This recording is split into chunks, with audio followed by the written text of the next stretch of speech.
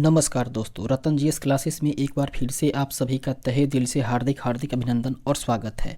दोस्तों, समसामयिक घटना चक्र का जो पूर्वावलोकन पुस्तक है सामान्य अध्ययन का, ये 8 खंडों में हम लोग चतुर्थ खंड का अध्ययन कर रहे हैं, जो कि भारतीय राज्य व्यवस्था एवं शासन का पुस्तक है। दोस्तों, इसमें 1990 से लेकर के फरवरी 2022 तक के प्रश्न को संकलित किया गया है, जो कि यूपीपीसीएस की मुख्य परीक्षा एवं सामान्य अध्ययन का भी प्रश्न पत्र को शामिल किया गया है।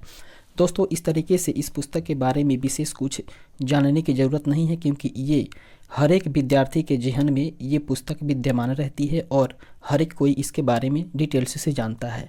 तो दोस्तों, इसके बारे में हम लोग ज़्यादा बात न करते हुए डायरेक्ट हम लोग टॉपिक पे आते हैं और बात करते हैं। दोस्तों, इसके पिछले के वीडियो में हम लोग 20 टॉपिक को क्लियर कर चुके हैं, अर्थात इस पुस्तक में कुल मिलाकर के 42 अध्याय हैं, जिसमें कि हम लोगों ने 20 अध्याय को कंप्लीट कर चुके हैं। और अभी तक आप लोग उन 20 अध्याय को नहीं देखे हों तो प्ले लिस्ट में जाकर के आप लोग वहाँ से देख सकते हैं। और इस अध्याय में दोस्तों हम लोग बात करेंगे संसद से संबंधित प्रश्न पत्र के बारे में, और संसद का जो पहला खंड होगा उसमें हम लोग चर्चा करेंगे लोकसभा के बारे में। दोस्तों, एक बार हम लोग देख लेते हैं इसके विषय सूची को, और विषय सूची को देखने से ही यह बात पता चलेगी कि हम लोग अभी तक कितने टॉपिक को कवर किया है, कितने अध्याय को हम लोगों ने कंप्लीट किया है। दोस्तों, ये भारतीय राज्य व्यवस्था एवं शासन से संबंधित पुस्तक है, जिसमें कि अभी तक हम लोगों ने ये 20 जो चैप्टर है, 20 चैप्टर को हम लोग पूर्ण रूप से कंप्लीट कर चुके हैं। और इस वीडियो में हम लोग डिस्कस करने वाले हैं संसद के लोकसभा से संबंधित जो भी प्रश्न पूछे गए थे आयोग के द्वारा, उसके प्रश्न पत्र को हम लोग देखते हैं। तो बगैर विलंब किए हुए हम लोग चलते हैं डायरेक्ट अपने टॉपिक के पास। तो इस तरीके से हम लोग देखते हैं 21वें अध्याय को, जो कि संसद से संबंधित है, और संसद के पहले टॉपिक को हम लोग देखेंगे लोकसभा से संबंधित प्रश्न को। सबसे पहले देखते हैं हम लोग इसके नोट्स के बारे में। दोस्तों, इसका नोट्स जो है वो कह रहा है, संसद संघीय सरकार का विधायी अंग है।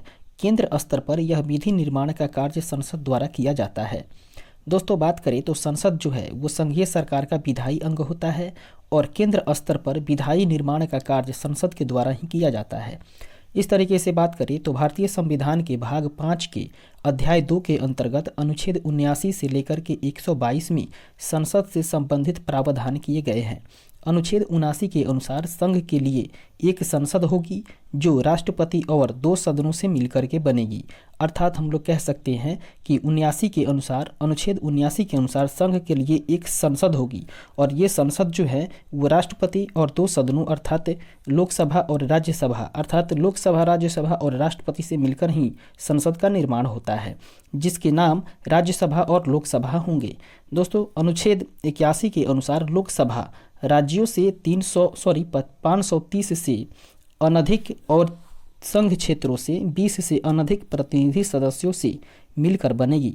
यदि राष्ट्रपति की राय में लोकसभा में आंग्ल भारतीय समुदाय का प्रतिनिधित्व पर्याप्त नहीं हो तो अनुच्छेद 331 के तहत उसके द्वारा लोकसभा में उस समुदाय से 2 सदस्य मनोनीत करने की व्यवस्था थी। दोस्तों, इस संबंध में संविधान का 104वां संशोधन अधिनियम 2019 के द्वारा आंग्ल भारतीय समुदाय के प्रतिनिधित्व से संबंधित व्यवस्था को अनुच्छेद 334 के तहत निर्धारित तिथि संविधान सभा के प्रारंभ से 70 वर्ष अर्थात 25 जनवरी 2020 ईस्वी से आगे नहीं बढ़ाया गया है। इस प्रकार आंग्ल भारतीय समुदाय से लोकसभा में 2 सदस्यों के नामांकन की व्यवस्था अब निष्प्रभावी हो गई है। लोकसभा में राज्यों को जनसंख्या के आधार पर सीटें आवंटित होती है। लोकसभा में राज्यवार सीटों का आवंटन 1971 की जनगणना पर आधारित है, जबकि प्रत्येक राज्य का प्रादेशिक निर्वाचन क्षेत्रों में विभाजन 2001 की जनगणना 87वां संविधान संशोधन अधिनियम 2003 से उस पर आधारित है। दोस्तों, बात करें 84वें संविधान संशोधन अधिनियम 2001 के अनुसार यह निर्णय वर्ष 2026 के पश्चात की पहली जनगणना के सुसंगत आंकड़े प्रकाशित होने तक यथावत रहेगा। अनुच्छेद 83(2) के अनुसार लोकसभा की अवधि प्रथम अधिवेशन के लिए नियत तारीख से 5 वर्ष तक की होगी। हालांकि राष्ट्रपति को 5 वर्ष से पूर्व किसी भी समय लोकसभा को विघटित करने का अधिकार है। आपात की घोषणा प्रवर्तन में होने पर संसदीय विधि द्वारा संसद की अवधि 1 वर्ष तक बढ़ाई जा सकती है।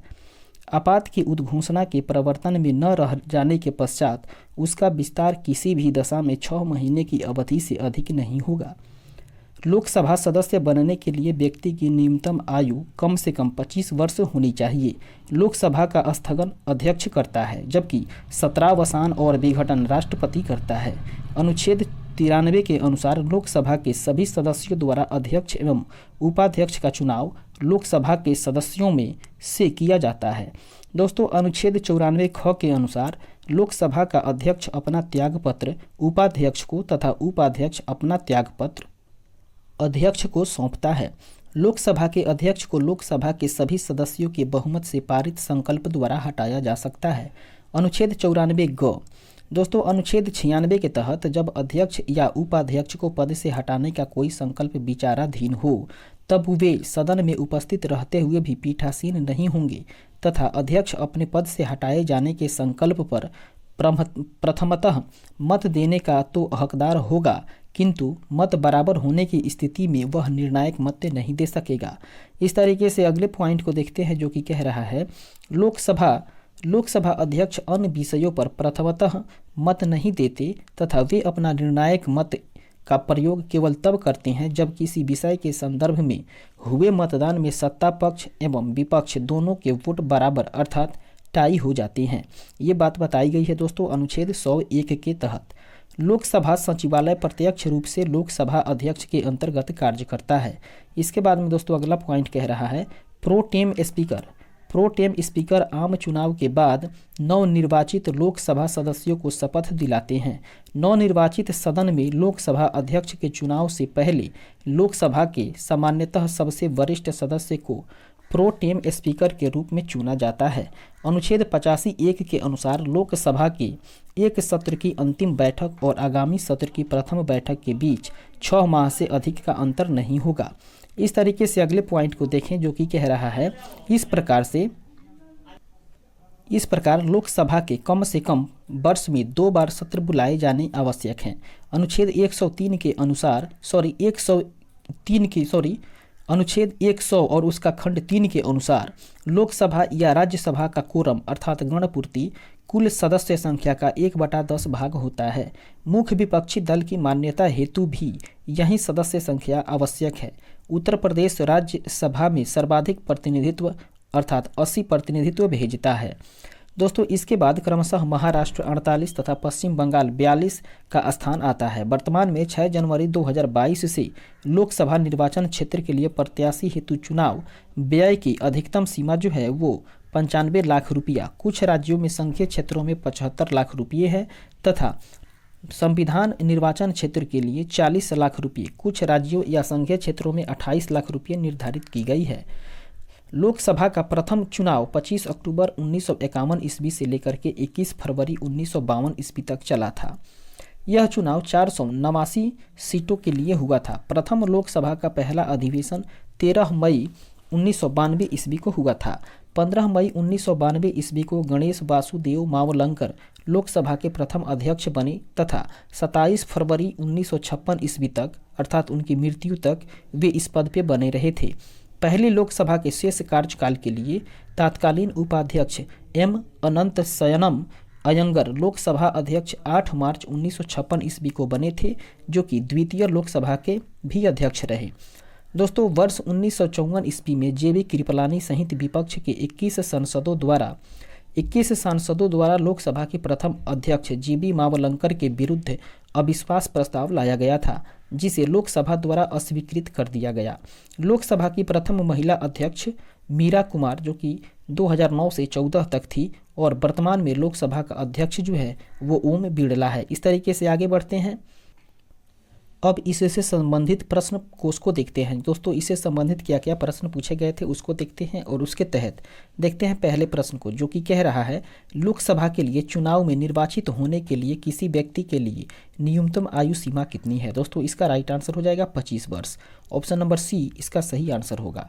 इसके डिस्क्रिप्शन को देखें, जो कि कह रहा है भारतीय संविधान के अनुच्छेद 84 ख के अनुसार लोकसभा में निर्वाचित होने के लिए न्यूनतम आयु सीमा 25 वर्ष है तथा राज्यसभा में निर्वाचित होने के लिए न्यूनतम सीमा जो है वो 30 वर्ष है।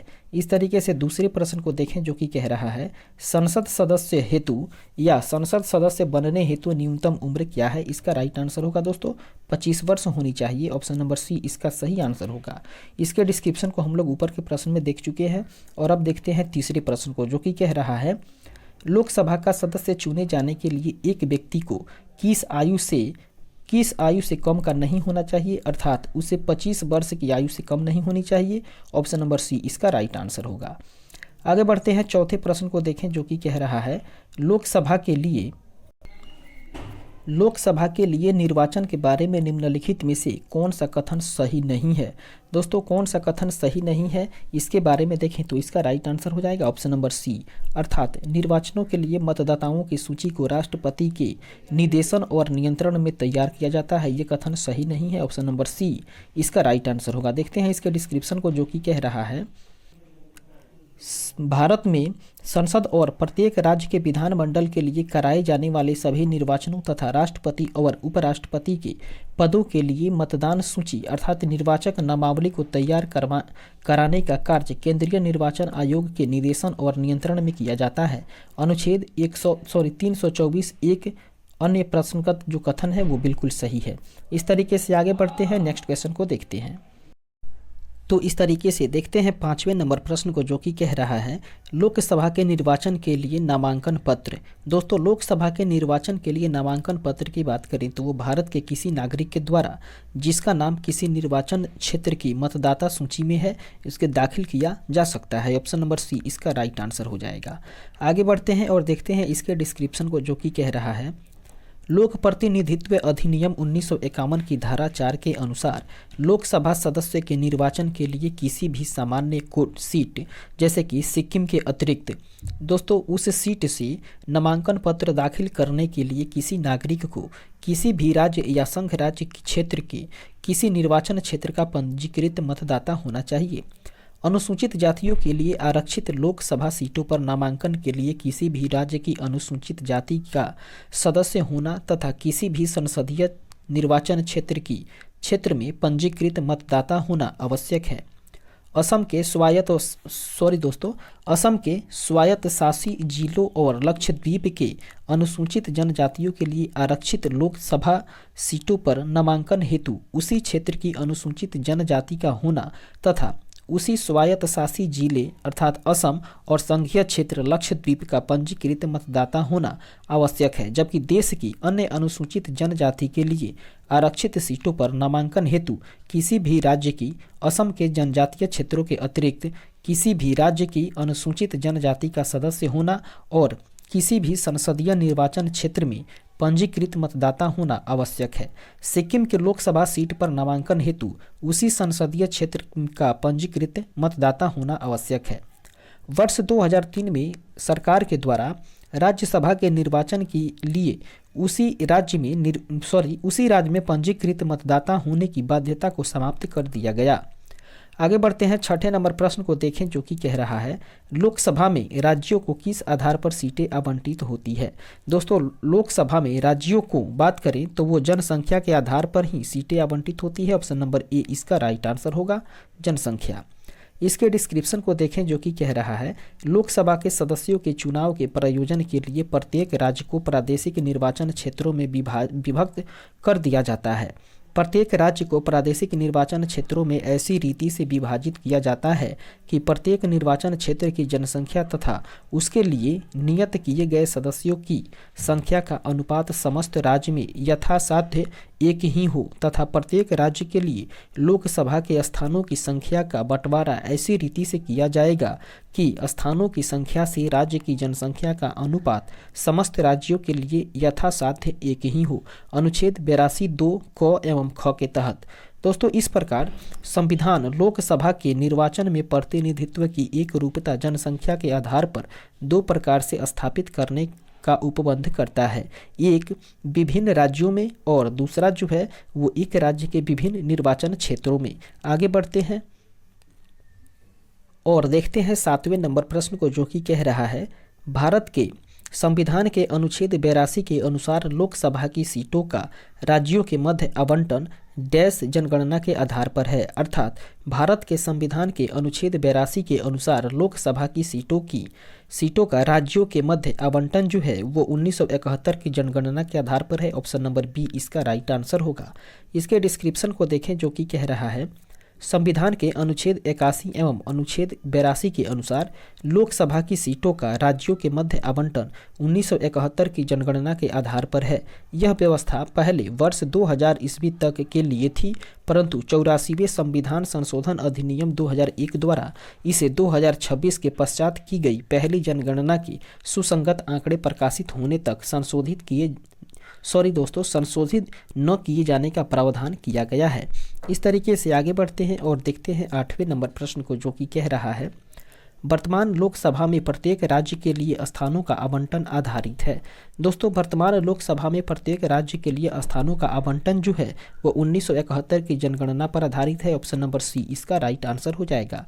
और इसके डिस्क्रिप्शन को हम लोग ऊपर के प्रश्न में देख चुके हैं। फिलहाल देखते हैं 9वें नंबर प्रश्न को जो कि कह रहा है, लोकसभा में राज्यवार सीटों का आवंटन वर्ष 1971 की जनगणना पर आधारित है। यह निर्धारण किस वर्ष तक यथावत रहेगा?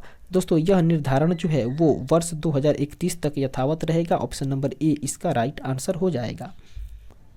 इस तरीके से इसके डिस्क्रिप्शन को देखें जो कि कह रहा है, संविधान के 84वें संशोधन अधिनियम 2001 के द्वारा अनुच्छेद 81(3) एवं अनुच्छेद 82(3) के परंतुक में संशोधन करके वर्ष 2000 ईस्वी के स्थान पर लोकसभा में राज्यवार सीटों का आवंटन का निर्धारण वर्ष 2026 के पश्चात की गई पहली जनगणना अर्थात वर्ष 2031 जबकि 17वीं जनगणना होगी उसके सुसंगत आंकड़े प्रकाशित होने तक संशोधित न किए जाने का प्रावधान किया गया है तथा इसके निर्धारण के लिए तब तक वर्ष 1971 की ही जनगणना आधार मानी जाएगी। आगे बढ़ते हैं 10वें नंबर प्रश्न को देखें जो कि कह रहा है, 84वें संविधान संशोधन अधिनियम द्वारा लोकसभा की कुल सदस्य सीटों की संख्या का निर्धारण 1971 की जनगणना के आधार पर कर दिया गया है। ये तब तक बदली नहीं जाएगी जब तक एक वर्ष विशेष के बाद पहली जनगणना नहीं होगी और वह विशेष वर्ष जो है वो है दोस्तों 2026। ऑप्शन नंबर डी इसका राइट आंसर हो जाएगा। और इसके डिस्क्रिप्शन को हम लोग ऊपर के प्रश्न में देख चुके हैं। फिलहाल आगे बढ़ते हैं नेक्स्ट क्वेश्चन। 11वें नंबर प्रश्न कह रहा है, भारत के संविधान में निर्धारित की गई लोकसभा में सदस्यों की अधिकतम संख्या हो सकती है। दोस्तों भारत के संविधान में निर्धारित की गई लोकसभा के सदस्यों की अधिकतम संख्या जो है वो इनमें से कोई नहीं है। ऑप्शन नंबर डी इसका राइट आंसर हो जाएगा। अर्थात आगे बढ़ते हैं और देखते हैं इसके डिस्क्रिप्शन को जो कि कह रहा है, लोकसभा के सदस्य जनता द्वारा प्रत्यक्ष निर्वाचन से चुने जाते हैं। इसके सदस्यों की अधिकतम संख्या 530 राज्यों प्लस 20 संघ राज्यों और 2 एंग्लो इंडियन समुदाय से हो सकती है। दोस्तों अनुच्छेद 81 और 331 के तहत 104वें संविधान संशोधन अधिनियम 2019 द्वारा लोकसभा एवं राज्य विधानसभाओं में आंग्ल भारतीय समुदाय के प्रतिनिधित्व के लिए सदस्यों को नामित करने की व्यवस्था को आगे न बढ़ाते हुए निष्प्रभावी कर दिया गया है और तदनुसार अब लोकसभा के सदस्यों की अधिकतम संख्या जो है वो 550 हो चुकी है या हो सकती है। इस तरीके से आगे बढ़ते हैं नेक्स्ट क्वेश्चन। 12 नंबर प्रश्न कह रहा है, निम्न संविधान संशोधन में से कौन से राज्यों से निर्वाचित होने वाले लोकसभा के सदस्यों की संख्या में वृद्धि करने से संबंधित है? इसका सही आंसर हो जाएगा 7वां और 31वां। ऑप्शन नंबर सी इसका राइट आंसर होगा। इसके डिस्क्रिप्शन को देखें जो कि कह रहा है, 7वें संविधान संशोधन अधिनियम 1956 द्वारा राज्यों का पुनर्गठन किया गया और अनुच्छेद 81 के तहत राज्यों से निर्वाचित होने वाले लोकसभा सदस्यों की अधिकतम संख्या जो है वो 500 और संघ राज्य क्षेत्रों से चुने जाने वाले लोकसभा सदस्यों की संख्या अधिकतम 20 कुल मिलाकर के 530 निर्धारित की गई। इस तरीके से 520 निर्धारित की गई। इस तरीके से आगे बढ़ते हैं और देखते हैं 31वें संविधान संशोधन अधिनियम 1973 के द्वारा राज्यों एवं संघ राज्य क्षेत्रों से चुने जाने वाले लोकसभा सदस्यों की अधिकतम संख्या क्रमशः 525 और 20 अर्थात कुल मिलाकर के 545 निर्धारित की गई। 14वें संविधान संशोधन अधिनियम 1962 के द्वारा संघ राज्य क्षेत्रों से चुने जाने वाले लोकसभा सदस्यों की अधिकतम संख्या को बढ़ा करके 25 किया गया था, जिसे 31वें संविधान संशोधन से पुनः 20 कर दिया गया। इसके पश्चात गोवा, दमन और दीव पुनर्गठन अधिनियम 1987 के द्वारा निर्वाचित लोकसभा सदस्यों की कुल अधिकतम संख्या जो है वो बढ़ करके 550 अर्थात 530 से अनधिक राज्यों से और 20 जो है वो अनधिक संघ क्षेत्रों से निर्धारित की गई है। इस तरीके से आगे बढ़ते हैं, नेक्स्ट क्वेश्चन को देखते हैं। 13वें नंबर प्रश्न जो कि कह रहा है, संविधान के किस संशोधन ने लोकसभा के सदस्यों की संख्या 525 से बढ़ाकर 545 कर दी? दोस्तों इसका राइट आंसर हो जाएगा 31वें संविधान संशोधन के द्वारा। ऑप्शन नंबर ए इसका राइट आंसर हो जाएगा। देखते हैं इसके डिस्क्रिप्शंस को, जो कि कह रहा है 31वें संविधान संशोधन अधिनियम 1973 द्वारा लोकसभा में राज्यों के प्रतिनिधित्व की अधिकतम संख्या 500 से बढ़ाकर 525 तथा केंद्र शासित प्रदेशों के सदस्यों की अधिकतम संख्या 25 से घटाकर 20 की गई। यह अनुच्छेद 81(1) में संशोधन के द्वारा। दोस्तों इस प्रकार लोकसभा में कुल निर्वाचित सदस्यों की अधिकतम संख्या 525 से बढ़कर 545 हो गई। ज्ञातव्य है कि वर्तमान में लोकसभा की अधिकतम निर्वाचित सदस्य संख्या 550 हो सकती है, जिसमें 530 से अनधिक सदस्यों राज्य से तथा 20 से अनधिक सदस्य केंद्र शासित प्रदेशों से निर्वाचित हो सकते हैं। दोस्तों गोवा, दमन एवं दीव पुनर्गठन अधिनियम 1987 के द्वारा 104वें संविधान संशोधन अधिनियम 2019 के द्वारा लोकसभा में 2 आंग्ल भारतीय सदस्यों के मनोनयन के प्रावधान को आगे न बढ़ाते हुए निष्प्रभावी कर दिया गया है। वर्तमान में 543 लोकसभा निर्वाचन क्षेत्रों में 524 निर्वाचन क्षेत्र राज्य है दोस्तों, जबकि शेष 19 निर्वाचन क्षेत्र केंद्र शासित प्रदेशों की, जिसमें कि दिल्ली 7, अंडमान निकोबार 1, दादरा एवं नगर हवेली तथा दमन एवं दीव 2, उसके बाद में लक्षद्वीप 1, पुडुचेरी 1, चंडीगढ़ 1, जम्मू एवं कश्मीर 5, जबकि लद्दाख 1 है। इस तरीके से आगे बढ़ते हैं और देखते हैं 14वें प्रश्न को, जो कि कह रहा है लोकसभा में सदस्यों की जो अधिकतम संख्या निर्धारित की गई है वह है दोस्तों 550। ऑप्शन नंबर सी इसका राइट आंसर होगा। इसके डिस्क्रिप्शन को हम लोग ऊपर के प्रश्न में देख चुके हैं। आगे बढ़ते हैं 15वें नंबर प्रश्न को देखें, जो कि कह रहा है लोकसभा की वर्तमान सदस्य संख्या क्या है? दोस्तों लोकसभा की वर्तमान सदस्य संख्या की बात करें तो वो है 543। ऑप्शन नंबर बी इसका राइट आंसर होगा और इसके डिस्क्रिप्शन को हम लोग ऊपर के प्रश्न में देख चुके हैं। फिलहाल देखते हैं 16वें नंबर प्रश्न, जो कि कह रहा है लोकसभा में केंद्र शासित क्षेत्रों का सर्वाधिक प्रतिनिधित्व कितना हो सकता है? इसका सही आंसर हो जाएगा 20 हो सकता है। ऑप्शन नंबर बी इसका राइट आंसर होगा और इसके डिस्क्रिप्शन को हम लोग ऊपर के प्रश्न में देख चुके हैं। फिलहाल देखते हैं अगले प्रश्न को, प्रश्न नंबर 17, जो कि कह रहा है आम चुनाव 2009 में 543 लोकसभा निर्वाचन क्षेत्रों के लिए चुनाव हुआ। इनमें से कितने कितने लोकसभा निर्वाचन क्षेत्र राज्यों के थे? दोस्तों इसका सही आंसर हो जाएगा 530। ऑप्शन नंबर सी इसका राइट आंसर होगा। देखते हैं इसके डिस्क्रिप्शंस को, जो कि कह रहा है आम चुनाव 2009 के कुल 543 लोकसभा निर्वाचन क्षेत्रों में से 530 राज्यों से तथा 13 संघ राज्य क्षेत्रों से थी।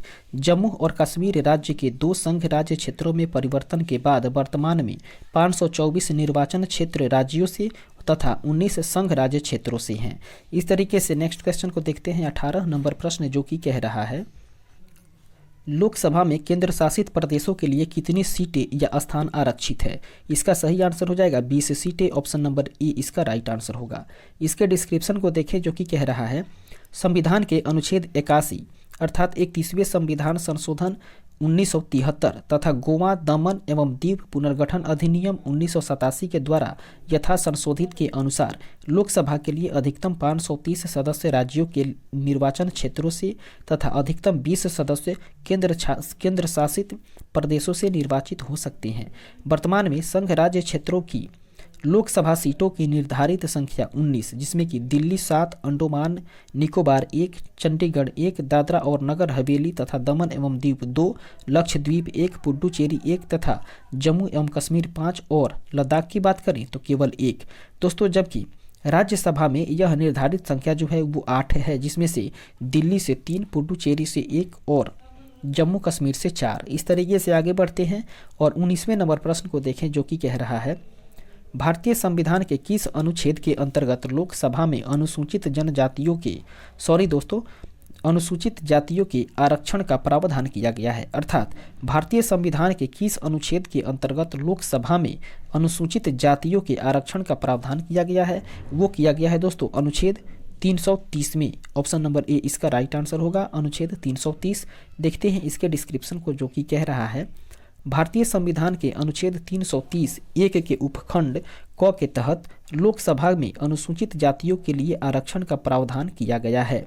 वहीं अनुच्छेद 330 एक के उपखंड ख में असम के स्वशासी जिलों के अनुसूचित जनजातियों को छोड़कर अन्य अनुसूचित जनजातियों के लिए तथा उपखंड ग में असम के स्वशासी जिलों के अनुसूचित जनजातियों के लिए लोकसभा में आरक्षण की व्यवस्था की गई है। आगे बढ़ते हैं 20वें नंबर प्रश्न को देखें, जो कि कह रहा है निम्नांकित राज्यों में अनुसूचित जनजातियों के लिए लोकसभा में स्थान आरक्षित नहीं है। इसका सही आंसर हो जाएगा केरल तथा तमिलनाडु। ऑप्शन नंबर ए इसका राइट आंसर होगा। अर्थात केरल तथा तमिलनाडु राज्य में अनुसूचित जनजाति के लिए लोकसभा में स्थान आरक्षित नहीं है। आगे बढ़ते हैं और इसके डिस्क्रिप्शन को देखते हैं, जो कि कह रहा है प्रश्नावधि में अग्रांकित राज्यों संघ राज्य क्षेत्रों में अनुसूचित जनजातियों के लिए लोकसभा में स्थान आरक्षित नहीं थे। अरुणाचल प्रदेश, बिहार, गोवा, हरियाणा, हिमाचल प्रदेश, जम्मू एवं कश्मीर, कर्नाटक, केरल, मेघालय, नागालैंड, पंजाब, सिक्किम, तमिलनाडु, उत्तराखंड एवं उत्तर प्रदेश राज्यों में तथा दादरा और नगर हवेली एवं लक्षद्वीप के अतिरिक्त अन्य संघ राज्य क्षेत्रों में वर्ष 2008 के परिसीमन के बाद कर्नाटक और मेघालय में अनुसूचित जनजातियों के लिए लोकसभा में स्थान आरक्षित 2-2 सीटें किए गए हैं, जबकि शेष उपयुक्त राज्यों या संघ राज्य क्षेत्रों में पूर्व स्थिति है।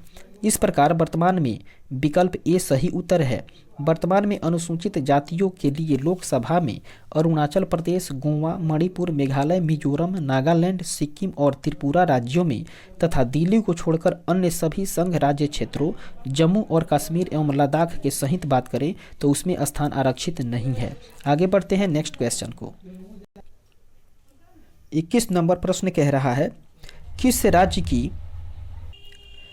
राज्य की लोकसभा में अनुसूचित जाति तथा अनुसूचित जनजाति के लिए आरक्षण नहीं है।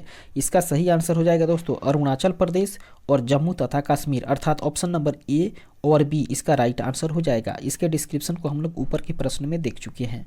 देखते हैं 22वें नंबर प्रश्न को, जो कि कह रहा है लोकसभा में अनुसूचित जाति के लिए आरक्षित स्थानों की संख्या कितनी है। दोस्तों लोकसभा में अनुसूचित जाति के लिए आरक्षित स्थानों की संख्या की बात करें तो वो 84 है। ऑप्शन नंबर डी इसका राइट आंसर हो जाएगा। इसके डिस्क्रिप्शन को देखें, जो कि कह रहा है लोकसभा में संविधान के अनुच्छेद 330 के तहत अनुसूचित जातियों और अनुसूचित जनजातियों के लिए आरक्षण का प्रावधान है। वर्तमान में लोकसभा में कुल मिलाकर के 84 सीटें अनुसूचित जातियों के लिए तथा 47 सीटें अनुसूचित जनजातियों के लिए आरक्षित है। आगे बढ़ते हैं 23 नंबर प्रश्न, जो कि कह रहा है यदि किसी राज्य के लिए लोकसभा के स्थानों की आवंटित संख्या 42 हो तो उस राज्य के लिए अनुसूचित जातियों हेतु आरक्षित स्थानों की संख्या क्या होगी।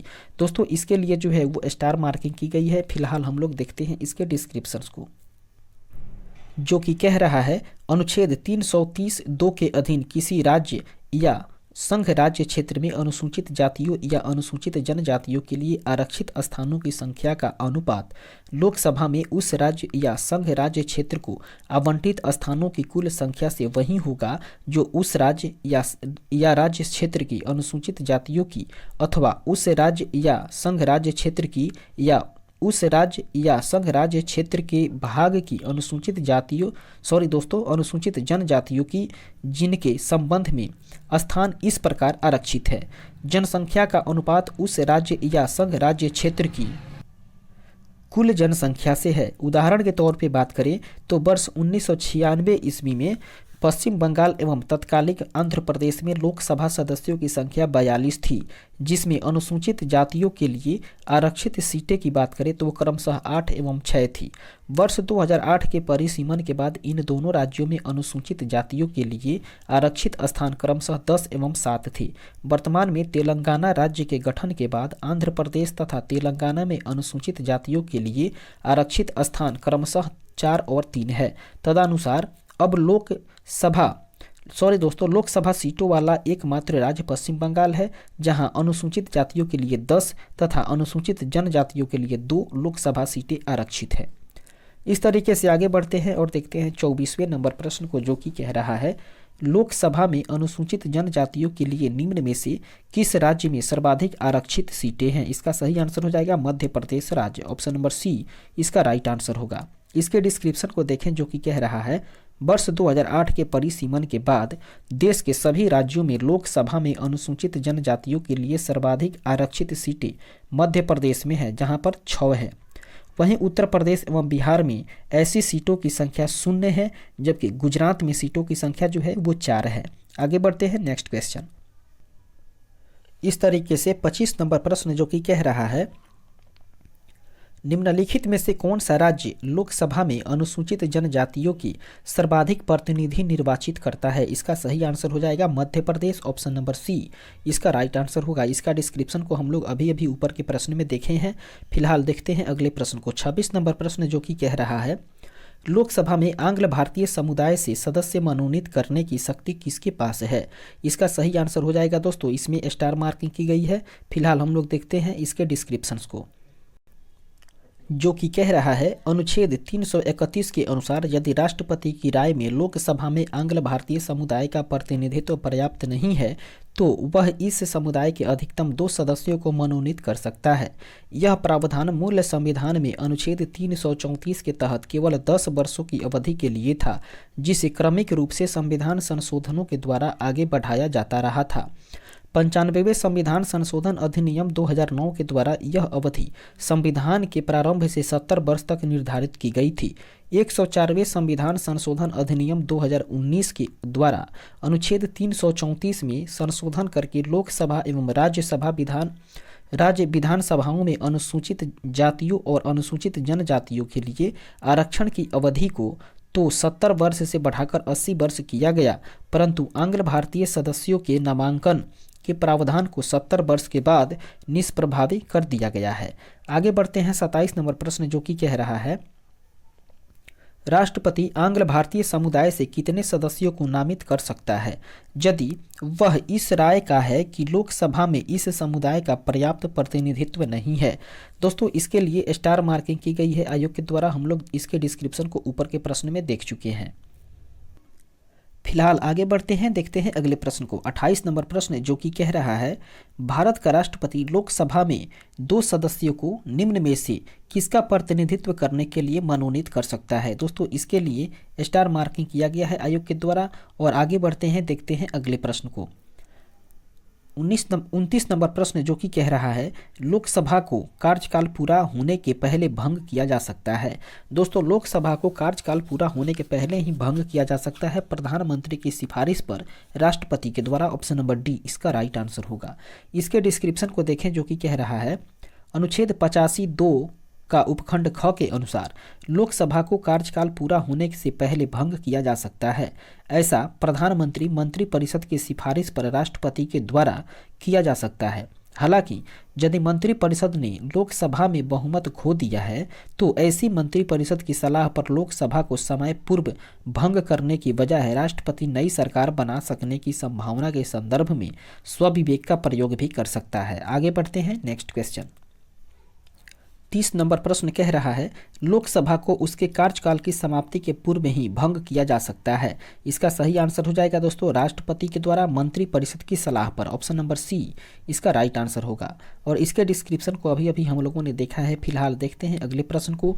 31 नंबर प्रश्न, जो कि कह रहा है निम्नलिखित कथनों पर विचार करिए। दोस्तों, पहला कथन कह रहा है भारत का राष्ट्रपति ऐसे स्थान पर जिसे वह ठीक समझे संसद का सत्र आहूत या आह्वान कर सकता है। दूसरा पॉइंट है भारत का संविधान 1 वर्ष में संसद के 3 सत्रों का प्रावधान करता है, किंतु सभी 3 सत्रों का चलाया जाना अनिवार्य नहीं है। इस तरीके से यह कथन जो है वो गलत है और ऊपर के जो कथन को हम लोगों ने देखा ये बिल्कुल सही कथन है। फिर देखते हैं हम लोग तीसरे कथन को, जो कि कह रहा है 1 वर्ष में दिनों की कोई न्यूनतम संख्या निर्धारित नहीं है जब संसद का चलना आवश्यक हो। इस तरीके से ये कथन भी बिल्कुल सही है। अब देखते हैं इसके कूट को, तो दोस्तों इसका राइट आंसर हो जाएगा ऑप्शन नंबर सी, अर्थात केवल 1 और 3 कथन सही है।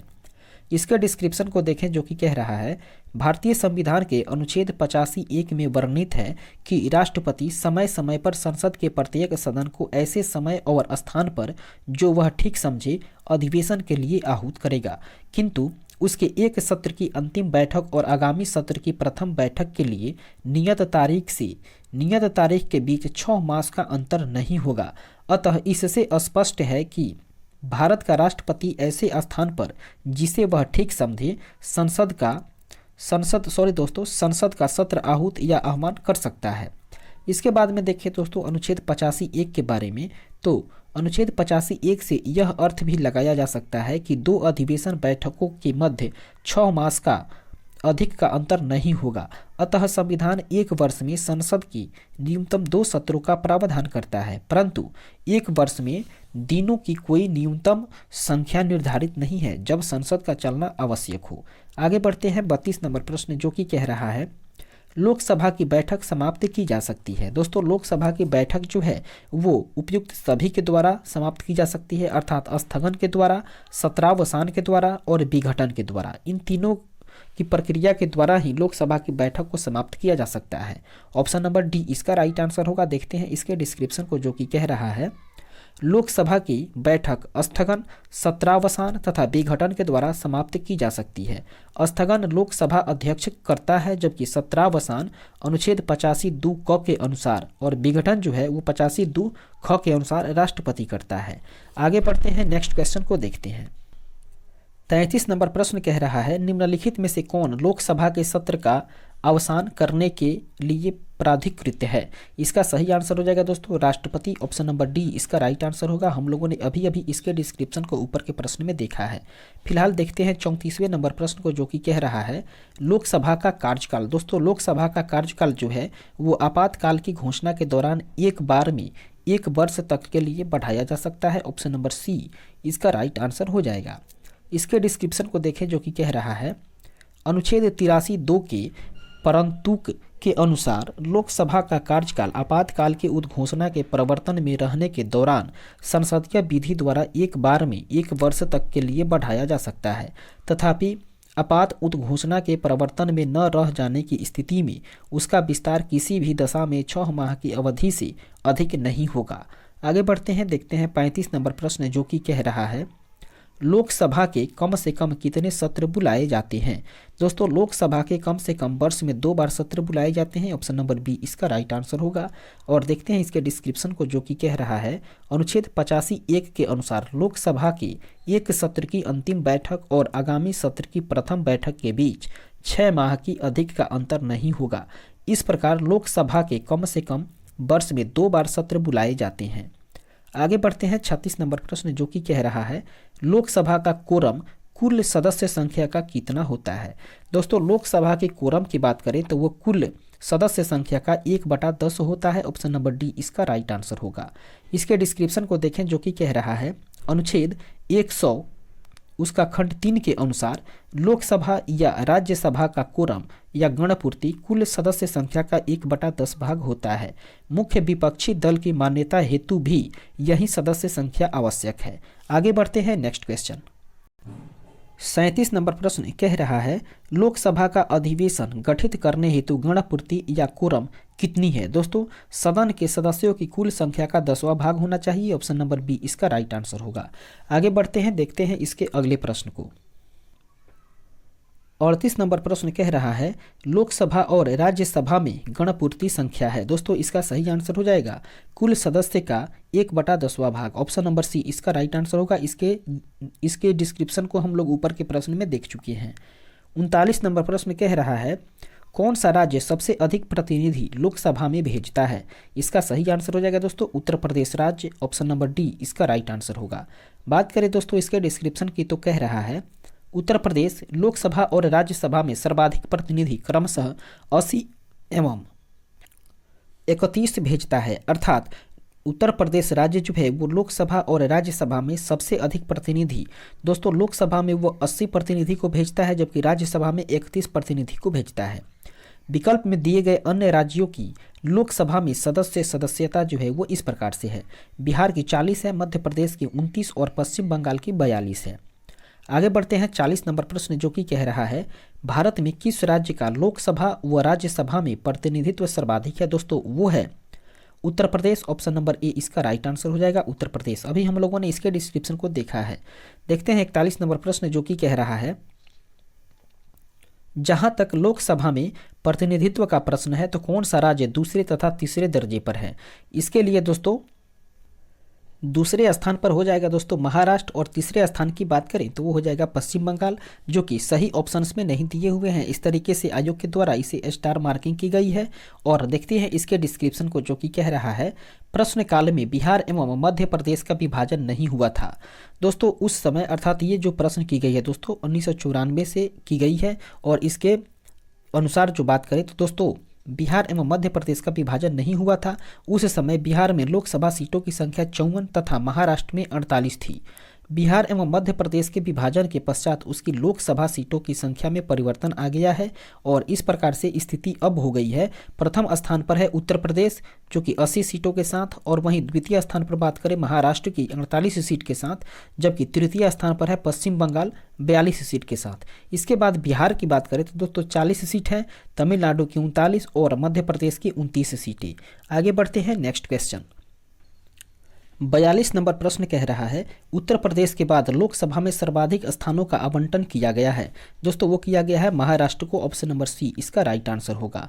इसके डिस्क्रिप्शन को हम लोग ऊपर के प्रश्न में देख चुके हैं। देखते हैं 43 नंबर प्रश्न जो कि कह रहा है लोकसभा के कितने स्थान राज्यसभा के लिए निर्धारित है। इसका सही आंसर हो जाएगा दोस्तों 25। ऑप्शन नंबर सी इसका राइट आंसर हो जाएगा।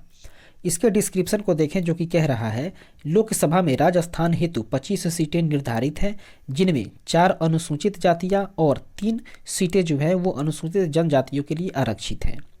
44 नंबर प्रश्न को देखें जो कि कह रहा है लोकसभा में बिहार को आवंटित स्थान निम्न में से किन राज्यों को आवंटित स्थानों का योग्य है।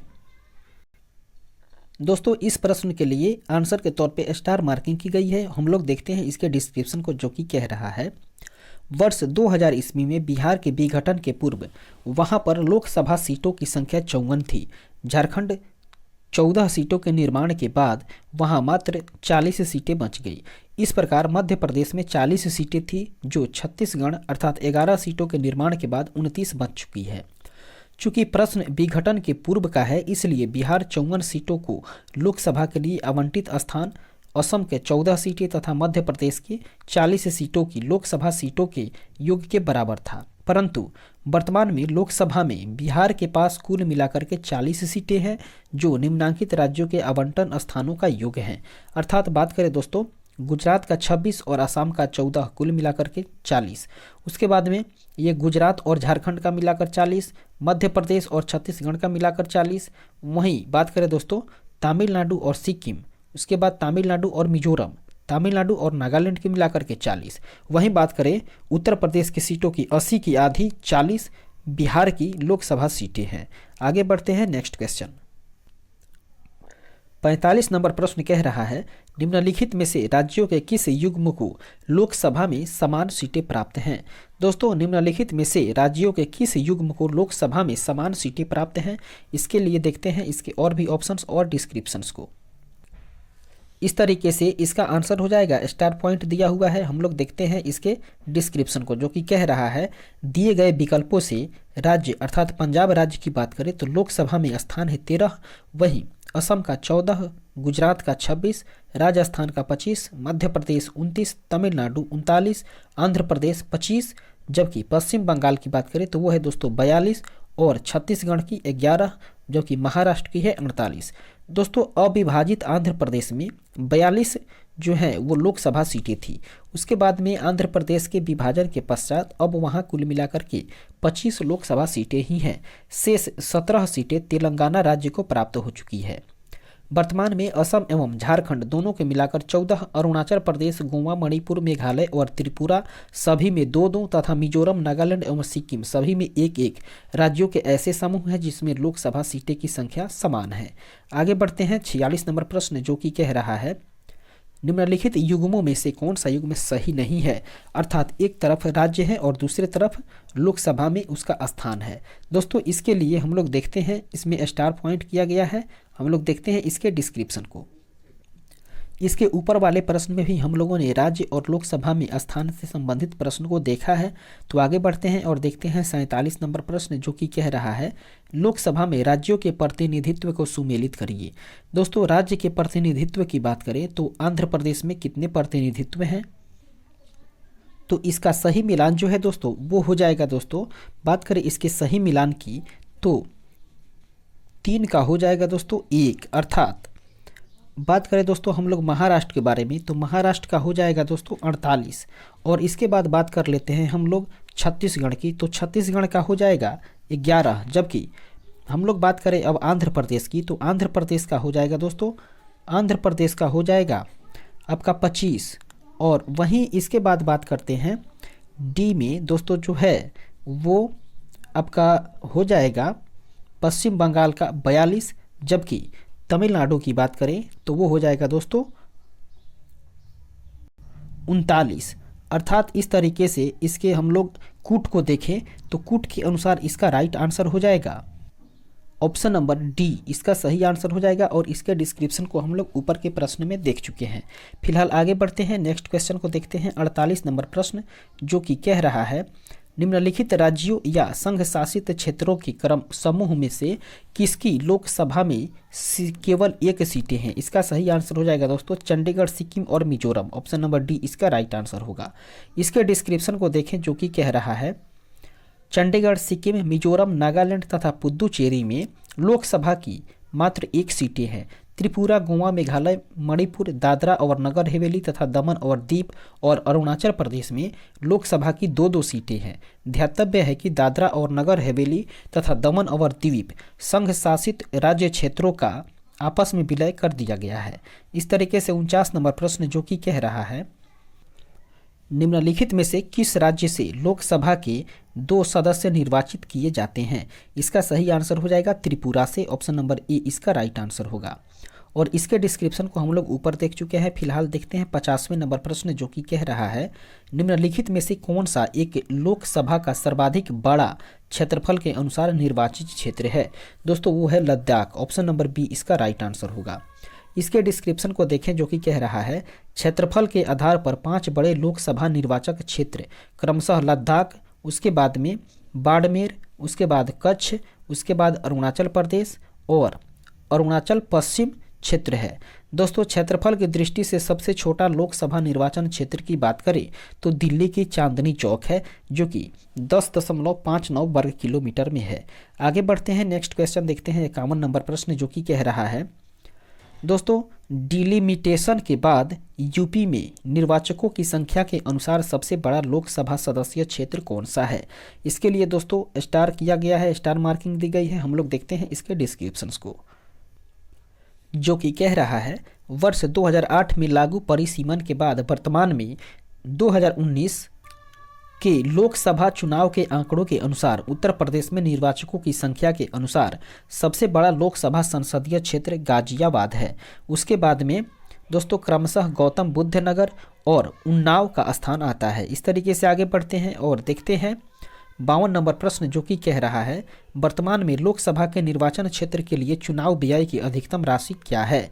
दोस्तों इसके लिए स्टार मार्किंग दी गई है। हम लोग देखते हैं इसके डिस्क्रिप्शन को, जो कि कह रहा है प्रश्न काल में लोकसभा के निर्वाचन क्षेत्र के लिए प्रत्याशी हेतु चुनाव व्यय की अधिकतम सीमा 40 लाख रुपए थी।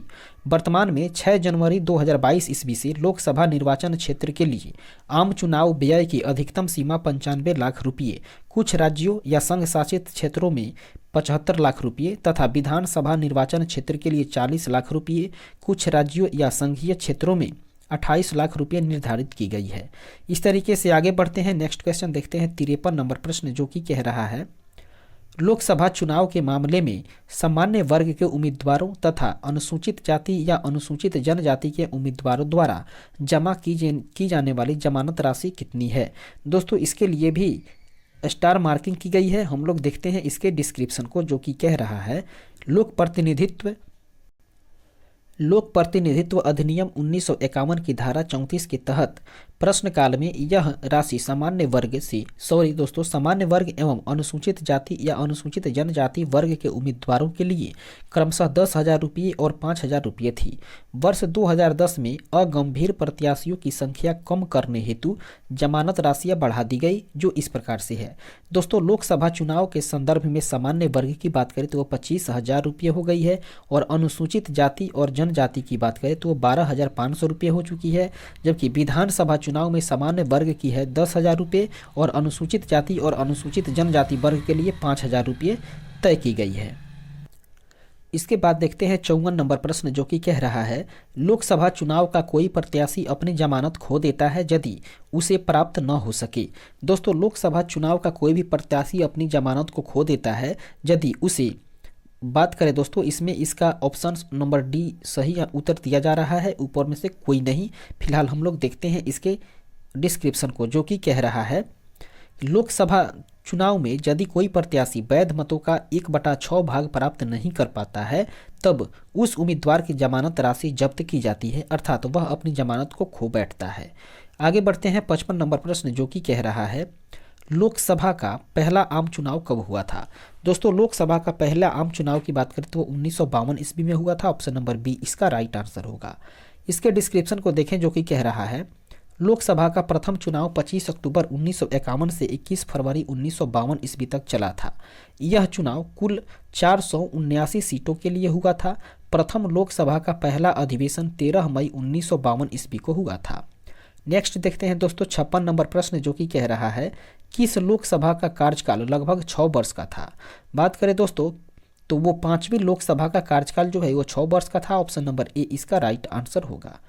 आगे बढ़ते हैं और इसके डिस्क्रिप्शन को देखें, जो कि कह रहा है 5वीं लोकसभा का कार्यकाल लगभग 6 वर्ष का था, जिसने 15 मार्च 1971 से लेकर के 18 जनवरी 1977 ईस्वी तक कार्य किया था। नेक्स्ट क्वेश्चन 57 नंबर प्रश्न कह रहा है 9वीं लोकसभा कब भंग की गई। दोस्तों, 9वीं लोकसभा के भंग की बात करें तो वो मार्च 1991 ईस्वी में भंग की गई। ऑप्शन नंबर ए इसका राइट आंसर होगा। इसके डिस्क्रिप्शन को देखें, जो कि कह रहा है 9वीं लोकसभा का गठन 2 दिसंबर 1989 ईस्वी को हुआ और यह 13 मार्च 1991 ईस्वी को भंग की गई। नेक्स्ट क्वेश्चन 58 नंबर प्रश्न कह रहा है भारत में 12वीं लोकसभा के लिए निर्वाचन हुआ। दोस्तों, भारत में 12वीं लोकसभा के लिए निर्वाचन की बात करें तो वो फरवरी 1998 ईस्वी में हुआ था। ऑप्शन नंबर डी इसका राइट आंसर होगा। इसके डिस्क्रिप्शन को देखें, जो कि कह रहा है 12वीं लोकसभा के लिए निर्वाचन फरवरी 1998 ईस्वी में हुए थे। 12वीं लोकसभा का गठन 10 मार्च 1998 ईस्वी को हुआ था और इसके विघटन की बात करें तो 26 अप्रैल 1999 ईस्वी को हुआ था। इस तरीके से 59 नंबर प्रश्न कह रहा है लोकसभा का नेता कौन है। दोस्तों, लोकसभा के नेता की बात करें तो वो है प्रधानमंत्री। ऑप्शन नंबर बी इसका राइट आंसर होगा। इसके डिस्क्रिप्शन को देखें, जो कि कह रहा है चूंकि अनुच्छेद 75(1) के अनुसार राष्ट्रपति लोकसभा में बहुमत दल के नेता को प्रधानमंत्री पद पर नियुक्त करता है। किसी भी सदन का नेता उस सदन का सदस्य ही होता है। यदि प्रधानमंत्री लोकसभा का सदस्य नहीं होता है तो लोकसभा में सदन का नेता किसी वरिष्ठ मंत्री को बनाया जाता है जो लोकसभा का सदस्य हो। इस तरीके से अगले प्रश्न को देखें 60 नंबर प्रश्न, जो कि कह रहा है निम्नलिखित कथनों पर विचार कीजिए। पहला कथन है लोकसभा अथवा राज्य की विधानसभा के निर्वाचन में जीतने वाले उम्मीदवार को निर्वाचित घोषित किए जाने के लिए किए गए मतदान का कम से कम 50% मत पाना अनिवार्य है। दोस्तों, ये कथन जो है वो सही नहीं है। इस प्रकार से दूसरे कथन को देखें, कह रहा है भारत के संविधान में अधिक कथित उपबंधों के अनुसार लोकसभा में अध्यक्ष का पद बहुमत वाले दल को जाता है तथा उपाध्यक्ष का पद विपक्ष को जाता है। यह कथन भी बिल्कुल गलत है। इस तरीके से हम लोग देखते हैं कि ये दोनों कथन गलत है, तो इसका राइट आंसर हो जाएगा ऑप्शन नंबर डी, अर्थात न तो एक सही है और न ही दो। इसके डिस्क्रिप्शन को देखें, जो कि कह रहा है भारत में लोकसभा अथवा राज्य विधानसभाओं के चुनाव फर्स्ट पास्ट द पोस्ट पद्धति के आधार पर कराए जाते हैं। इसके तहत देश तथा राज्यों केंद्र शासित प्रदेशों को अलग अलग चुनाव क्षेत्रों में बांट दिया जाता है। क्षेत्र विशेष के मतदाता के एक उम्मीदवार के लिए एक मत देते हैं और सर्वाधिक मत प्राप्त करने वाले उम्मीदवार विजयी घोषित किया जाता है। जीतने वाले उम्मीदवार के लिए 50% मत प्राप्त करना अनिवार्य नहीं है, अतः कथन एक जो है वो गलत है। इसके अलावा भारतीय संविधान के अनुच्छेद 93 के प्रावधान के तहत लोकसभा यथाशीघ्र अपने 2 सदस्यों को अपना अध्यक्ष और उपाध्यक्ष चुनती है। हालांकि ऐसी परंपरा रही है कि अध्यक्ष सत्तारूढ़ पार्टी या गठबंधन का सदस्य तथा उपाध्यक्ष विपक्षी पार्टी का सदस्य होता है, परंतु संविधान में ऐसा कोई उपबंध नहीं है, अतः कथन 2 जो है वो भी गलत है। इस प्रकार से इसका सही उत्तर हो जाएगा ऑप्शन नंबर डी, न तो एक सही है और न ही 2। आगे बढ़ते हैं 61 नंबर प्रश्न को देखें, जो कि कह रहा है भारत में लोकसभा का स्पीकर कौन है या अध्यक्ष कौन है। इसका सही आंसर हो जाएगा दोस्तों चयनित किया जाता है। दोस्तों भारत में लोकसभा का स्पीकर का चयन किया जाता है, ऑप्शन नंबर बी इसका राइट आंसर होगा। देखते हैं इसके डिस्क्रिप्शन को, जो कि कह रहा है संविधान के अनुच्छेद 93 में उपबंधित है कि लोकसभा यथाशीघ्र अपने 2 सदस्यों को अध्यक्ष एवं उपाध्यक्ष चुनेगी और जब जब अध्यक्ष या उपाध्यक्ष का पद रिक्त होगा तब तब लोकसभा किसी अन्य सदस्य को यथास्थिति अध्यक्ष या उपाध्यक्ष चुनेगी। टिप्पणी कह रहा है यहाँ अध्यक्ष एवं उपाध्यक्ष को चुनने का आशय चयनित होने से है। बेयर एक्ट में अंग्रेजी भाषा में चुनने के लिए चूज शब्द दिया गया है, न कि इलेक्ट दिया गया है। इस तरीके से आगे बढ़ते हैं और देखते हैं 62 नंबर प्रश्न, जो कि कह रहा है लोकसभा के स्पीकर का निर्वाचन होता है। दोस्तों लोकसभा के स्पीकर का निर्वाचन होता है लोकसभा के सभी सदस्यों के द्वारा, ऑप्शन नंबर सी इसका राइट आंसर होगा। आगे बढ़ते हैं नेक्स्ट क्वेश्चन को देखते हैं 63 नंबर प्रश्न, जो कि कह रहा है निम्न में से कौन अपने पद की शपथ नहीं लेता है। दोस्तों वो है स्पीकर, ऑप्शन नंबर सी इसका सही आंसर हो जाएगा। अर्थात स्पीकर जो है वो अपने पद की शपथ नहीं लेता है। देखते हैं इसके डिस्क्रिप्शन को, जो कि कह रहा है प्रश्नानुसार दिए गए विकल्पों में से स्पीकर लोकसभा का अध्यक्ष अपने पद की शपथ नहीं लेता है। वह पहले ही लोकसभा का सदस्य अर्थात सांसद के तौर पर पद की शपथ ले चुका होता है, अतः स्पीकर के तौर पर वह शपथ नहीं लेता है, जबकि अन्य अपने पद की शपथ ग्रहण करते हैं। इस तरीके से देखते हैं 64 नंबर प्रश्न, जो कि कह रहा है निम्नलिखित में से कौन अपने पद की शपथ नहीं लेता है। इसका सही आंसर हो जाएगा दोस्तों स्पीकर, ऑप्शन नंबर डी इसका राइट आंसर होगा। और इसके डिस्क्रिप्शन को हम लोग ऊपर के प्रश्न में देख चुके हैं। अब देखते हैं 65 नंबर प्रश्न, जो कि कह रहा है लोकसभा का अध्यक्ष अपना त्यागपत्र किसे सौंपता है। दोस्तों लोकसभा का जो अध्यक्ष होता है वो अपना त्यागपत्र उपाध्यक्ष को सौंपता है, ऑप्शन नंबर सी इसका राइट आंसर होगा। इसके डिस्क्रिप्शन को देखें, जो कि कह रहा है संविधान के अनुच्छेद 94 ख के अनुसार लोकसभा का अध्यक्ष उपाध्यक्ष को संबोधित अपने हस्ताक्षर सहित लेख द्वारा अपना पद त्याग सकता है। आगे बढ़ते हैं नेक्स्ट क्वेश्चन 66 नंबर प्रश्न कह रहा है लोकसभा अध्यक्ष अपना त्याग पत्र संबोधित करता है। दोस्तों लोकसभा अध्यक्ष जो है वो अपना त्याग पत्र संबोधित करता है लोकसभा के उपाध्यक्ष को, ऑप्शन नंबर सी इसका राइट आंसर होगा। इसके डिस्क्रिप्शन को हम लोग ऊपर के प्रश्न में देख चुके हैं। फिलहाल देखते हैं 67 नंबर प्रश्न, लोकसभा के अध्यक्ष को कैसे हटाया जा सकता है। दोस्तों लोकसभा के अध्यक्ष को हटाने की बात करें तो वो हटाया जा सकता है लोकसभा के सभी सदस्यों की बहुमत से पारित संकल्प के द्वारा, ऑप्शन नंबर बी इसका राइट आंसर होगा। आगे बढ़ते हैं और देखते हैं इसके डिस्क्रिप्शन को, जो कि कह रहा है भारतीय संविधान के अनुच्छेद 94 ग के अनुसार लोकसभा के तत्कालीन सभी सदस्यों के बहुमत से पारित संकल्प के द्वारा लोकसभा अध्यक्ष को पद से हटा सकते हैं, किंतु ऐसा संकल्प तब तक प्रस्तावित नहीं किया जा सकेगा जब तक इस आशय की कम से कम 14 दिन पूर्व लिखित सूचना न दी गई हो। आगे बढ़ते हैं 68 नंबर प्रश्न को देखें, जो कि कह रहा है लोकसभा अध्यक्ष को उसके कार्यकाल की समाप्ति के पूर्व पद से हटाया जा सकता है। दोस्तों यदि लोकसभा इस आशय का प्रस्ताव पारित कर दे तो उसे पद से हटाया जा सकता है, ऑप्शन नंबर बी इसका राइट आंसर होगा। और इसके डिस्क्रिप्शन को हम लोग ऊपर के प्रश्न में देख चुके हैं। फिलहाल देखते हैं 69 नंबर प्रश्न, जो कि कह रहा है लोकसभा के अध्यक्ष को हटाया जा सकता है। दोस्तों लोकसभा के अध्यक्ष को हटाया जा सकता है लोकसभा के कुल सदस्यों के बहुमत के द्वारा पारित प्रस्ताव से, ऑप्शन नंबर ए इसका राइट आंसर होगा। नेक्स्ट क्वेश्चन देखते हैं 70 नंबर प्रश्न, जो कि कह रहा है स्पीकर के पद के विषय में निम्नलिखित कथनों में से कौन सा कथन सही है। दोस्तों सही कथन की बात करें तो कथन एक जो है वो कह रहा है वह राष्ट्रपति के प्रसाद पर्यंत पद धारण करता है, ये कथन सही नहीं है, ये गलत है।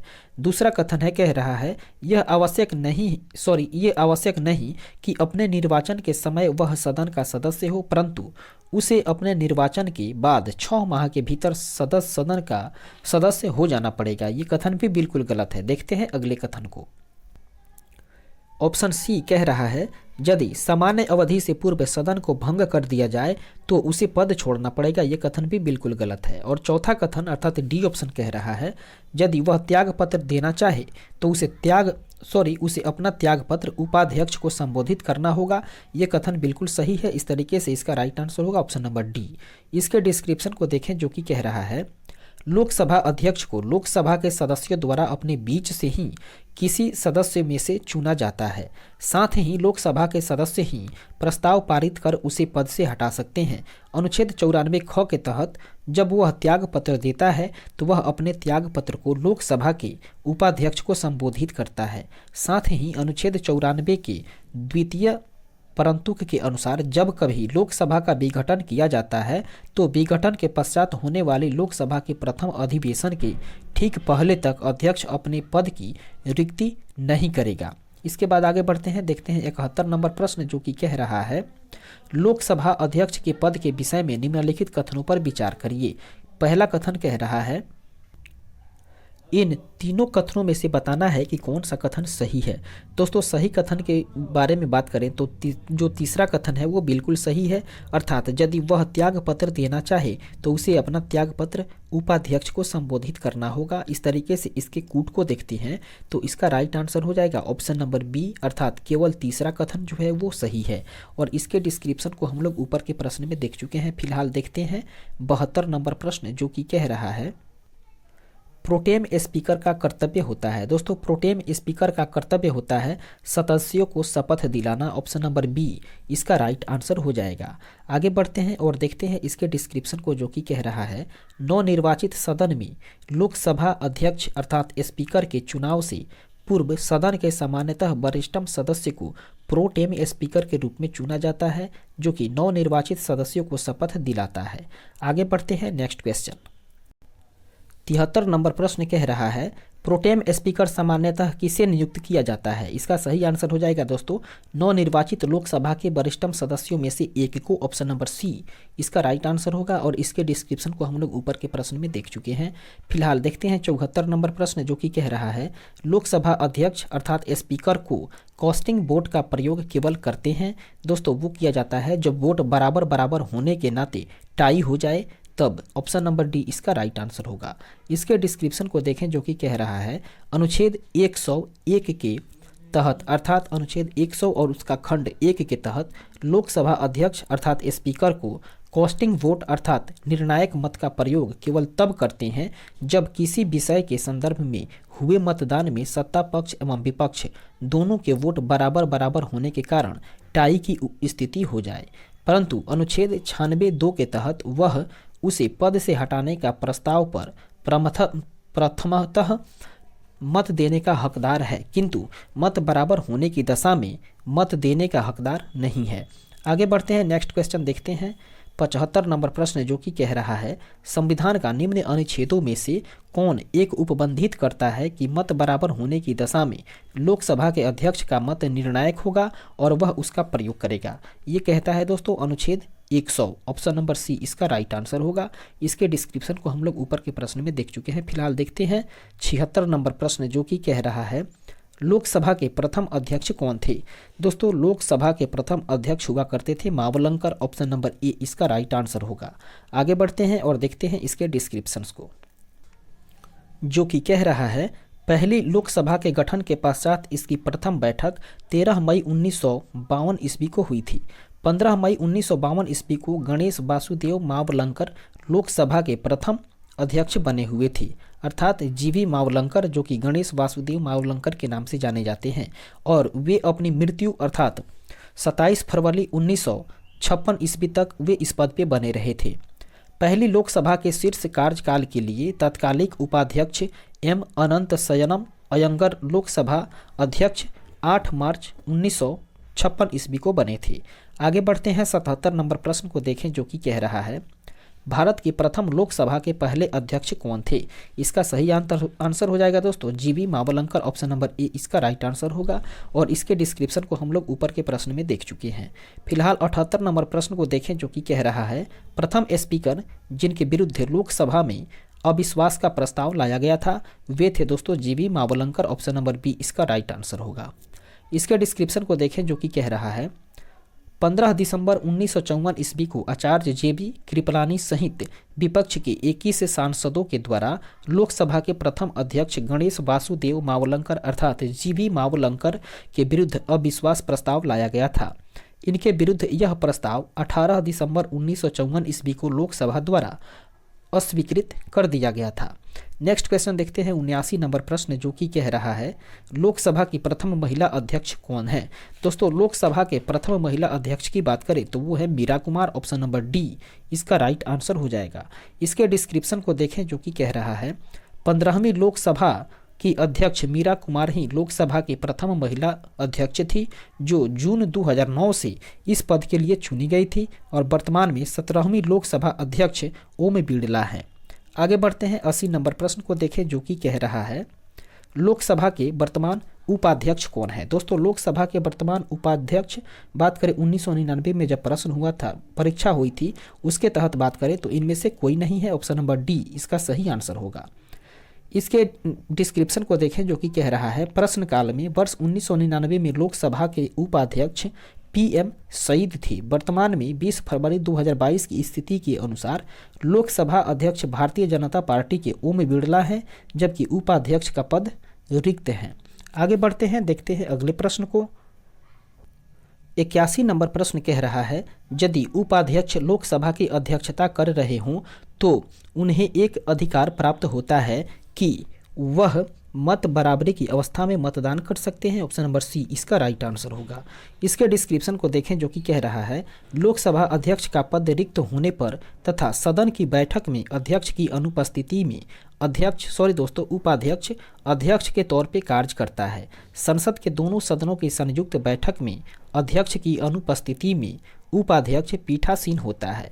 अध्यक्ष की तरह उपाध्यक्ष भी जब पीठासीन होता है तो वह प्रथमतः मत नहीं दे सकता, केवल मत बराबर होने की दशा में मत दे सकता है। इसके अलावा अध्यक्ष के रूप में कार्य करते हुए वह लोकसभा के विचार विमर्श में भाग नहीं ले सकता है। जब अध्यक्ष पीठासीन होता है तो उपाध्यक्ष सदन के अन्य सदस्यों की तरह होता है। उस स्थिति में उसे बोलने, कार्यवाही में भाग लेने और किसी प्रश्न पर मत देने का अधिकार होता है। इस तरीके से 82 नंबर प्रश्न को देखें जो कि कह रहा है निम्नलिखित में से कौन प्रथम जनजातीय लोकसभा अध्यक्ष थे। सही आंसर हो जाएगा दोस्तों पीए संगमा, ऑप्शन नंबर डी इसका राइट आंसर होगा पीए संगमा। इसके डिस्क्रिप्शन को देखें जो कि कह रहा है पीए संगमा वर्ष 1995 ईस्वी में प्रथम जनजातीय केंद्रीय मंत्री बने थे। वर्ष 1996 ईस्वी में वह लोकसभा के पहले जनजातीय अध्यक्ष बने हुए थे। नेक्स्ट क्वेश्चन देखते हैं 83 नंबर प्रश्न जो कि कह रहा है लोकसभा का सचिवालय सीधे नियंत्रित होता है। दोस्तों लोकसभा का सचिवालय जो है वो सीधे नियंत्रित होता है लोकसभा के अध्यक्ष के द्वारा, ऑप्शन नंबर डी इसका राइट आंसर होगा। इसके डिस्क्रिप्शन को देखें जो कि कह रहा है लोकसभा सचिवालय लोकसभा अध्यक्ष के निर्देश और नियंत्रण में कार्य करता है। उसे सचिवालय के कर्मचारियों पर, सदन के परिसर पर और संसद भवन संपदा पर सर्वोच्च प्राधिकार प्राप्त है। वह अपने इस प्राधिकार का प्रयोग लोकसभा के महासचिव की सहायता से करता है। नेक्स्ट क्वेश्चन देखते हैं 84 नंबर प्रश्न जो कि कह रहा है लोकसभा सचिवालय प्रत्यक्ष रूप से किसकी देखरेख में कार्य करता है। इसका सही आंसर हो जाएगा लोकसभा अध्यक्ष के देखरेख में कार्य करता है, ऑप्शन नंबर डी इसका राइट आंसर होगा। और इसके डिस्क्रिप्शन को हम लोग ऊपर के प्रश्न में देख चुके हैं। फिलहाल आगे बढ़ते हैं नेक्स्ट क्वेश्चन। 85 नंबर प्रश्न कह रहा है 15वीं लोकसभा में महिला सदस्यों से संबंधित निम्नांकित कथनों पर विचार करिए। पहला कथन कह रहा है वे लोकसभा के कुल सदस्यों के 10% से कम है। अधिकतम महिला सदस्य भारतीय राष्ट्रीय कांग्रेस से हैं। राजस्थान से 3 महिला सदस्य निर्वाचित हुई हैं। और चौथा कथन है अधिकतम महिला सदस्य उत्तर प्रदेश से निर्वाचित हुई हैं। और इन 4 कथनों के आधार पर हम लोग को सही उत्तर चूज करना है।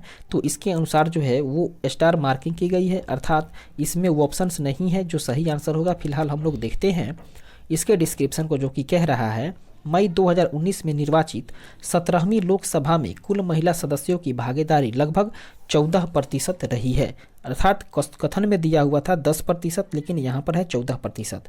वर्तमान में 21 फरवरी 2022 की स्थिति के अनुसार लोकसभा में कुल 81 महिला सदस्य हैं। कांग्रेस पार्टी अर्थात INC से 7, भारतीय जनता पार्टी से 42 तथा तृणमूल कांग्रेस से 9 महिला सदस्य हैं। अधिकतम महिला सदस्य उत्तर प्रदेश तथा पश्चिम बंगाल से प्रत्येक से 11 निर्वाचित हुई हैं। राजस्थान से 3 महिला सदस्य निर्वाचित हुई हैं और प्रश्नकाल के संदर्भ में विकल्प C उत्तर हो जाता था। लेकिन आगे बढ़ते हैं और देखते हैं अगले प्रश्न को। 86 नंबर प्रश्न जो कि कह रहा है निम्नलिखित कथनों पर विचार करिए। दोस्तों कथन पे यदि विचार करें और विचार करने के बाद बताना है कि कौन सा उत्तर सही है, कौन सा कथन सही है। तो सही कथन की बात करें तो इसका कथन जो हो जाएगा दोस्तों लोकसभा में नेता प्रतिपक्ष को सर्वप्रथम 1969 ईस्वी में मान्यता दी गई थी। ये वाला कथन जो है वो बिल्कुल सही है। फिलहाल देखते हैं अगले इसके ऑप्शंस को। ऑप्शंस के अनुसार बात करें तो इसका राइट आंसर हो जाएगा ऑप्शन नंबर B, अर्थात केवल दूसरा कथन जो है वो सही है। इसके डिस्क्रिप्शन को देखें जो कि कह रहा है दिए गए कथनों में से केवल कथन 2 सत्य हैं, अन्य कथन सही नहीं है। प्रथम लोकसभा के चुनाव 489 सीटों के लिए हुए थे, जिनमें से भारतीय राष्ट्रीय कांग्रेस अर्थात इंडियन नेशनल कांग्रेस ने 364 सीटें प्राप्त की और जीत हासिल की। दूसरे स्थान पर 16 सीट प्राप्त करने वाली कम्युनिस्ट पार्टी ऑफ इंडिया अर्थात CPI विपक्ष में सबसे बड़ा राजनीतिक दल था। सर्वप्रथम 1969 ईस्वी में लोकसभा में नेता प्रतिपक्ष को मान्यता प्राप्त हुई। इस रूप में INC 0 के राम सुमन सिंह को चुना गया था। लोकसभा में किसी दल के नेता को नेता प्रतिपक्ष के रूप में मान्यता दिलाने के लिए उस दल के लोकसभा में कुल सदस्य संख्या की 10% सदस्य होने आवश्यक हैं। इस तरीके से दोस्तों हम लोग यहाँ पे समाप्त करते हैं संसद से संबंधित पहला टॉपिक जो कि लोकसभा से संबंधित था। तो कुल मिलाकर बात करें तो हम लोग 21वां जो अध्याय है उसको हम लोग यहाँ पर पूर्ण रूप से कवर करते हैं और फिर मिलते हैं अगले वीडियो में 22वें अध्याय के साथ। तब तक के लिए धन्यवाद। जय हिंद।